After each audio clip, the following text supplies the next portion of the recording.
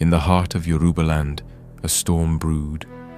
Not for days, not for months, but for 16 relentless years. A war of resistance, a clash of ideals, a struggle that shattered the spine of an empire. This was the Kiriji War, or as the warriors who lived through its fire called it, Ogun Ekiti-Parapo.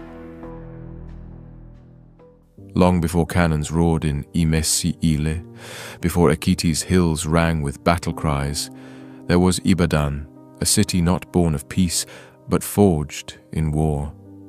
After the fall of the Oyo Empire in the early 1800s, warriors, refugees, and mercenaries gathered on a hilltop to build a new fortress, Ibadan. What began as a humble defense camp quickly rose into a city of conquerors. Built on blood, driven by ambition, Ibadan rose. They crushed Ijai, overpowered the Egbas, and one by one they brought the Ijesa, Ekiti, and Igbomina towns to their knees.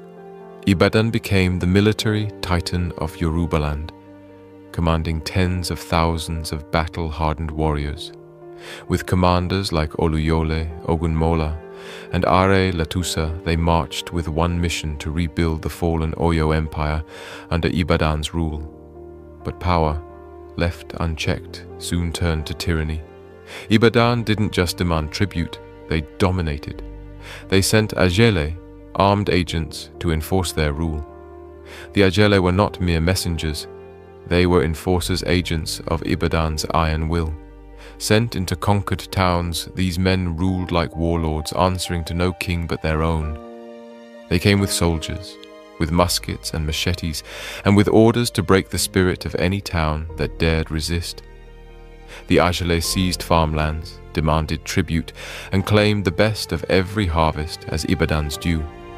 Those who objected were flogged publicly or disappeared entirely. They did not rule with diplomacy, but with dread. Women were not safe, neither were daughters.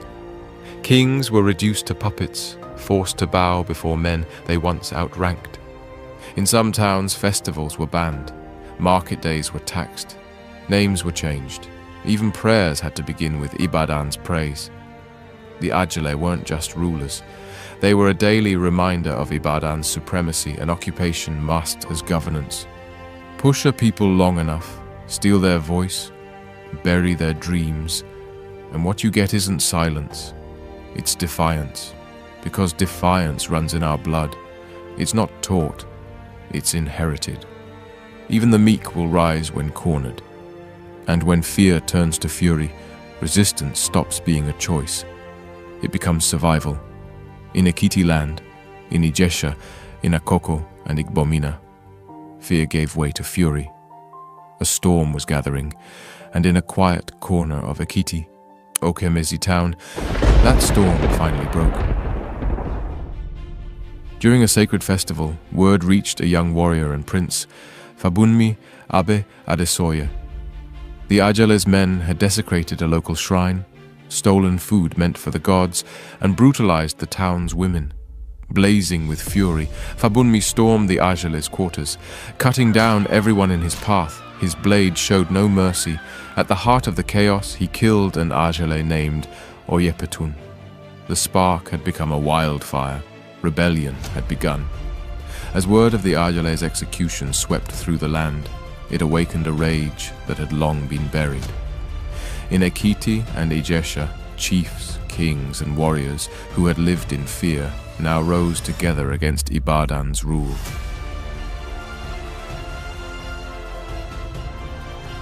At the palace of the Ure of Otun, the warlords of Ekiti gathered.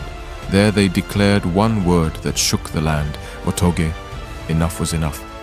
And from that defiant cry, the Ekiti-Parapo, the great Ekiti confederacy was born.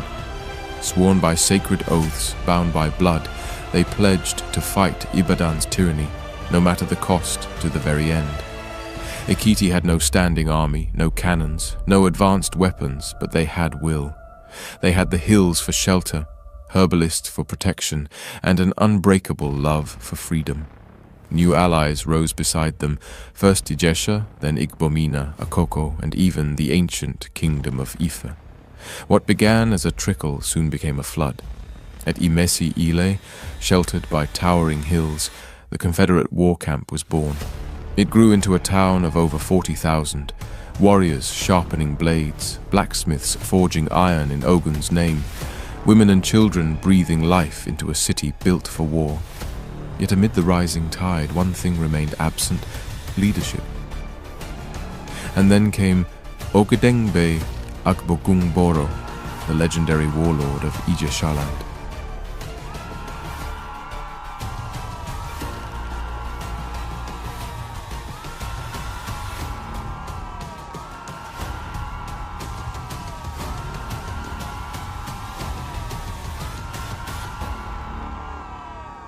Reluctant at first, he finally rose and the tide of war shifted. The moment Ogedengbe rode into Imesi-Ile, the spirit of the people soared.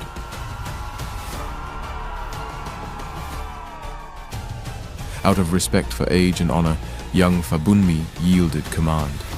Ogedengbe, the battle-scarred warlord, was crowned Seriki Meyaki, commander-in-chief of the Ekiti-Parapo.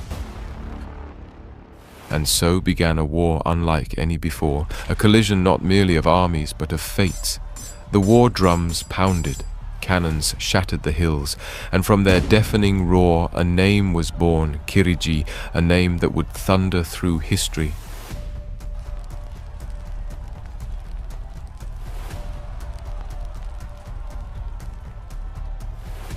Ogedengbe Agbogungboro, born Orisaraibi Ogunmodere, came from Atorin, a humble village on the edge of Ilesa, in what is today Osun State, Nigeria. Even as a boy, he was different, bigger, stronger, braver. With unmatched agility and mastery in traditional Yoruba wrestling, Ogedengbe became a living legend long before the drums of war ever called his name. His fearless spirit earned him the name Ogedengbe, the one who subdues the mighty, a title that would shape his life and seal his legacy. As he matured, Ogedengbe's skill in combat was matched by a sharp mind for strategy and leadership. He quickly rose through the ranks of the Ijesha warrior class, becoming a symbol of resistance in an era marked by political turbulence and inter-kingdom rivalry. By 1879, the hills of Imesi-Ile and Igbajo echoed with the thunder of war cries. Across opposing hilltops, two great camps, Ibadan to the west, Ekiti-Parapo to the east, locked eyes in a deadly standoff. Between them, the Fejeboyu stream ran red with blood, its waters darkened by the fallen. Trench by trench, cannon by cannon, the war dragged on.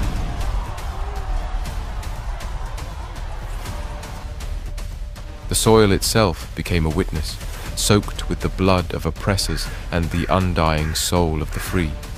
Ekiti-Parapo warriors, equipped with imported rifles from Hamburg and cannons whose deep roar birthed the name Kiriji, began to overwhelm the Ibadan ranks. Though Ibadan bled, its front lines held firm, held together by the unyielding will of Are Onakakanfo Latusa.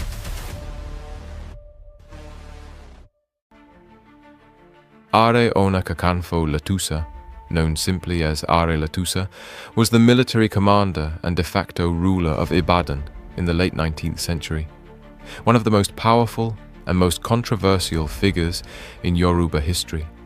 Born in the small village of Ilora near present-day Oyo, Nigeria. On arrival in Ibadan, Latusa joined Ogunmola's private army and soon became the captain of his guards.